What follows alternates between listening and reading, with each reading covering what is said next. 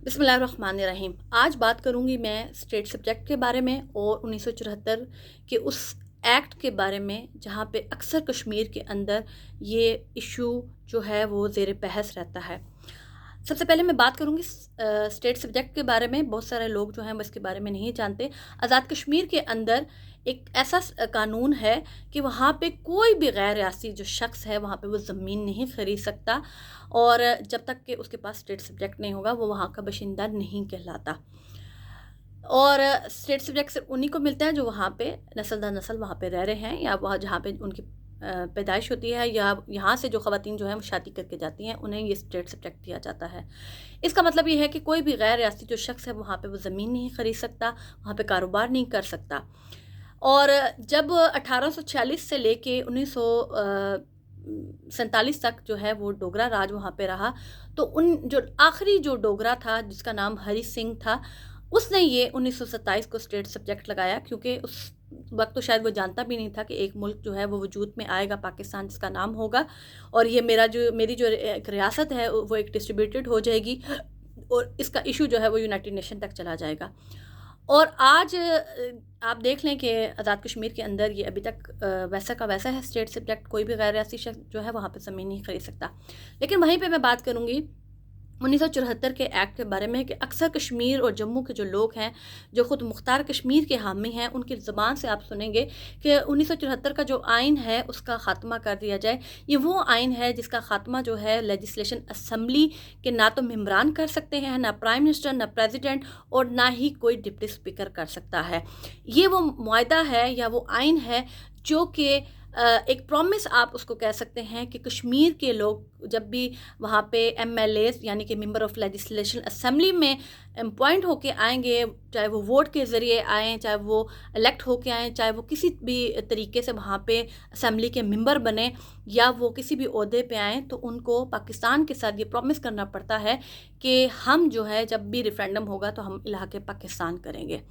بہت سارے خود مختار کشمیر کے حامیوں کو یہ تکلیف ہے، کیونکہ وہ خود مختار کشمیر کی بات کرتے ہیں اور وہ الحاق پاکستان کا وعدہ نہیں پاکستان کے ساتھ کرتے۔ لیکن ان کا ایک لیڈر جو مقبول بٹ شہید جس کو ہم لوگ کہتے ہیں،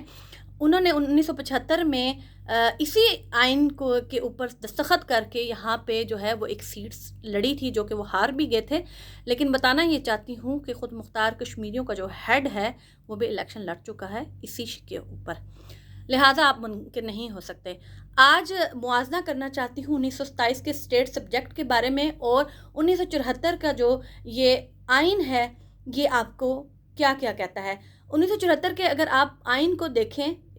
اس قانون کو دیکھیں، تو اس میں یہ بھی کہا گیا ہے کہ جو کشمیر میں جو لوگ ہیں وہ غیر ملکی تجارت نہیں کر سکتے، ایک دوسرے کے ساتھ تجارتی معاملات کسی بھی غیر ملک کے ساتھ نہیں کر سکتے۔ جب آپ نے اسٹیٹ سبجیکٹ لگایا تو اسٹیٹ سبجیکٹ کا مطلب یہی ہے کہ کوئی بھی غیر ریاستی یہاں پہ نہ تو زمین خرید سکتا ہے، نہ بزنس کر سکتا ہے، نہ یہاں پہ کوئی انویسٹمنٹ کر سکتا ہے۔ تو پھر 74 ایکٹ میں آپ لوگوں کو کیا تکلیف ہوتی ہے جو خود مختار کشمیر کے حامی ہیں؟ سب سے پہلے تو خاتمہ ہونا چاہیے ہے اسٹیٹ سبجیکٹ کا۔ یہاں پہ غیر ملکی لوگ بے شک مت آئیں، لیکن پاکستان کے جو امیر نامی گرامی لوگ ہیں ان کو انویسٹمنٹ کرنے کا پورا حق ہونا چاہیے۔ کشمیر کو اگر آپ شہرگ اپنی کہتے ہیں تو پھر آپ لوگوں نے ہی یہ قانون بنائے، ان قانون کا خاتمہ کر کے کوشش کی جانی چاہیے کہ کشمیر کے اندر وہ تمام سہولتیں میسر آنی چاہیے جو کہ آپ پاکستان میں لوگوں کو دے رہے ہیں۔ یہ نہیں ہے کہ یہاں پہ کوئی دودھ کی نہریں بہہ رہی ہیں، لیکن کشمیر کے اندر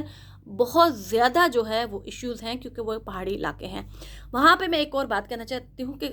چاہے وہ 74 کا ایکٹ ہو، چاہے وہ اسٹیٹ سبجیکٹ ہو، یہ کوئی صحیفے نہیں ہیں جن کو ختم نہیں کیا جا سکتا، یہ کوئی اللہ تعالیٰ کا قانون نہیں ہے،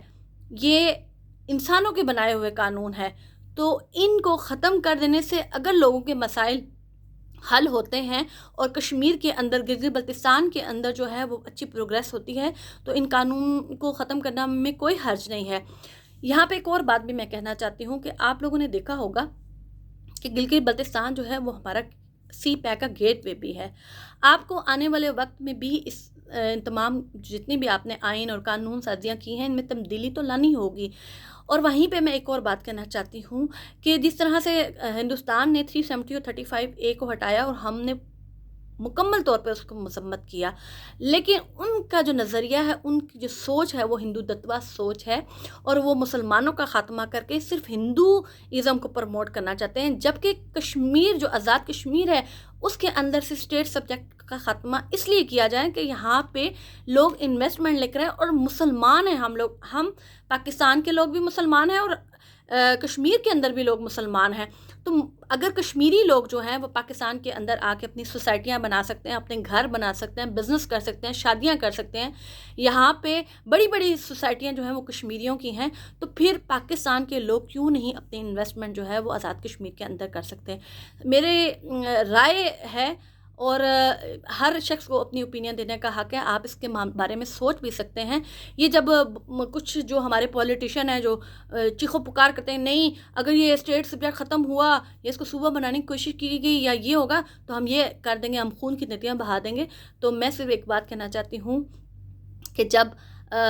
मुग़लों ने हुकूमत आके कश्मीरियों के ऊपर की, जब अफ़गानों ने की, जब डोगरों ने की, तो तब हम क्या ग़ुलाम नहीं थे? जो आज हम लोग कहते हैं कि हम पाकिस्तान के ग़ुलाम हैं, हम किसी के भी ग़ुलाम नहीं हैं, हम इंसान हैं, और हमें हक़ है कि हमारा भी मुल्क तरक्की करे, हमारी भी रियासत तरक्की करे, हमारे भी बच्चे पढ़ें, और हम भी वैसी ही अच्छी ज़िंदगी गुजारें जैसे आप पाकिस्तान में आके जो है वो अच्छी ज़िंदगी गुजारते हैं। बाकी फ़ैसला आप लोगों का है। स्टेट सब्जेक्ट का ख़ात्मा होना चाहिए, और कश्मीर के अंदर उसी तरह से तरक्की होनी चाहिए जिस तरह से हम लोगों ने ख्वाब देखा है। कि हम जब कहते हैं कि श्रीनगर में एयरपोर्ट है,